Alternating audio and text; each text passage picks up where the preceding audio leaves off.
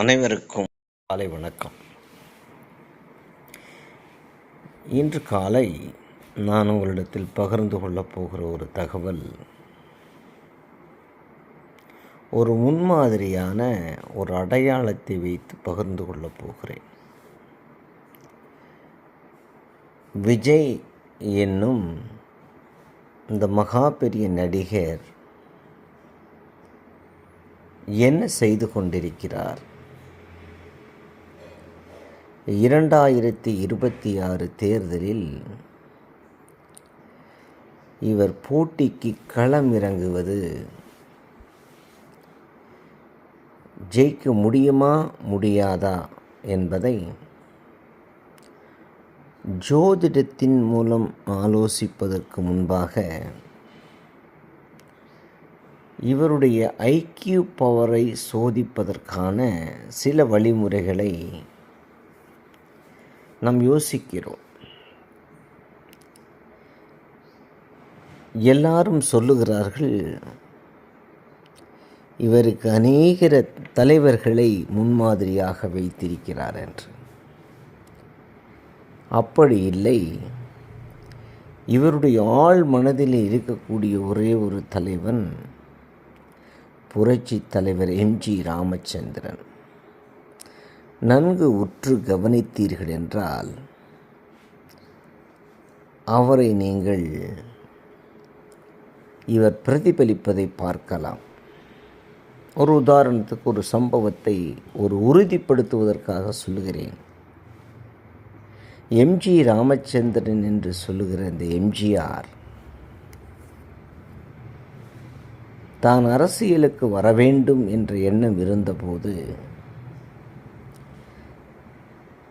ஆந்திராவில் இருக்கிற நாகிரெட்டி ஐயாவை காண்டாக்ட் பண்ணி ஒரு திரைப்படம் எடுங்கள் எனக்காக என்றார். சரி, எடுத்து விடுவோம் என்று நான் இப்படியாக ஒரு எண்ணம் வைத்திருக்கிறேன், அரசியலுக்கு போலாமா என்று. அதனால் எனக்கு ஒரு படம் எடுங்கள் என்று சொன்னார். அவரை வைத்து ஒரு படம் எடுத்தார்.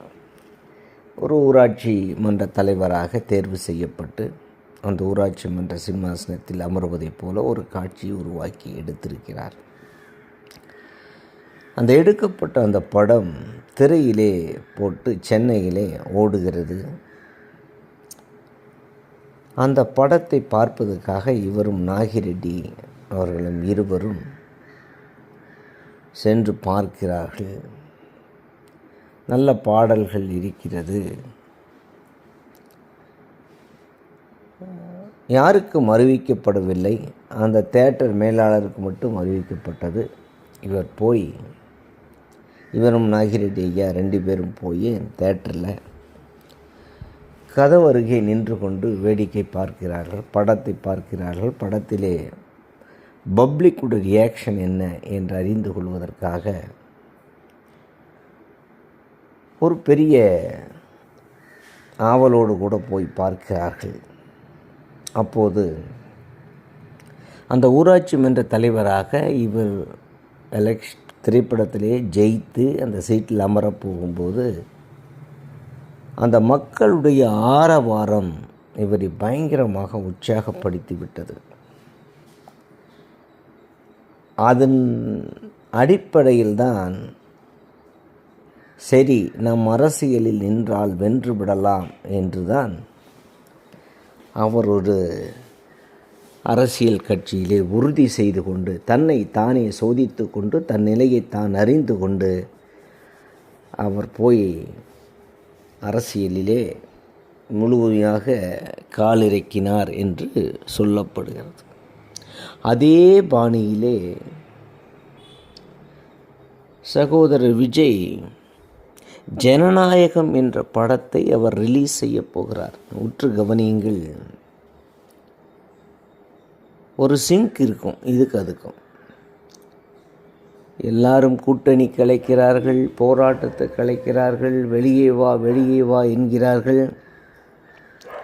இவர் அமைதியாக அறைக்குள்ளே இருந்து கொண்டு ஒவ்வொரு வேலையும் கணக்கிட்டு கொண்டிருப்பது எதற்காக என்றால், இந்த ஜனநாயகத்தினுடைய ரியாக்ஷன் என்ன? நிச்சயமாக அதில் முதலமைச்சர் ஆகிறதாவோ அல்லது நமக்கு படத்தை பற்றி தெரியாது, ஆனாலும் கூட நம்ம யோசிக்கிறோம் இந்த தேசத்தை காக்கக்கூடியவராக அவர் வெளியே வருவார், அந்த காட்சிகள் இருக்கும். அப்போது மக்களுடைய பொறுப்பு என்ன? மக்கள் எந்த அளவுக்கு அவரை மதிக்கிறார்கள், எந்த அளவுக்கு அவரை வரவேற்கிறார்கள் என்பதை பொறுத்துதான் இந்த ஜனநாயகம் என்ற படம் ரிலீஸ் ஆன பிறகு அதை வச்சு தான் அப்புறம்தான் அலைன்ஸ் போடுவார். அலைன்ஸ் போடுறதா அல்லது தனியாக நிற்கிறதா என்பதை அவர் தீர்மானிப்பதற்கான ஒரு படம் தான் ஜனநாயகம். வேண்டுமென்றால் பாருங்கள். ரொம்ப காலமெல்லாம் இல்லை, 2-3 மாதத்தில் அந்த படம் ரிலீஸ் ஆகிரும். அந்த படம் வந்த உடனே எல்லாத்துக்கும் தெரியும். அதை பேஸ் பண்ணி தான் அவர் அலைன்ஸ் போடுவாரா இல்லை தனியாக நிற்பாராங்கிறது தெரியும். அதுக்கு முன்னால் ஆளுக்கு அடிச்சிட்டு இருந்த ஒரு பிரயோஜனம் இல்லை, யோசிச்சுட்டு இருந்து மண்டை இடிச்சிட்டு ஒரு பிரயோஜனம் இல்லை. அதுக்கு பின்னால் அவரே சொல்லுவார். பட் ஒன்று உறுதி, 2026 வென்று எடுக்க வேண்டும் என்ற வெறியோடு கூட இருக்கிறார் என்பது உறுதி.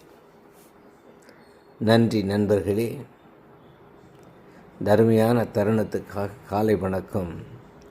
அனுபவங்கள் 1000 என்ற தலைப்பில் உங்களோடு கூட நான் அனுபவித்ததை, நான் விரும்பியதை சொன்னேன். நன்றி, வணக்கம், வாழ்க வளமுடன். குருவே சரணம்.